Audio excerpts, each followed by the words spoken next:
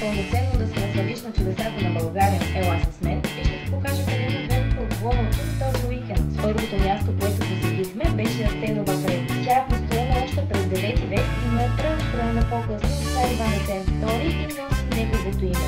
Най-запазената част е църквата, която и днес посреща посетители. А когато се качите на върха, се открива и една страхотна панорамна гледка към потоците. След това се отправихме към чудната Москва. Въпреки че там ни заваля дъжд, успяхме да се насладим на атмосферата. Дори би изказала, че виетски така са още по-зашеметяващи и наистина си струваше. Легендата разказва, че нейковете са се появили след като участие на преследващия Турней, той се е разбил с мястото наистина магично продължава да се посети. Последната мисията беше Спачката на Москва. Той е вторият по големина в България и е създаден през 1073 г. Вътре на уникалност и репетиции, той може да откриете спокойната икона на Света Богородица. Ако ти искаш пълноценно да се насладиш на отвъдъчната екскурзия и да научиш повече за местата, които посещаваш, се довери на Google Tour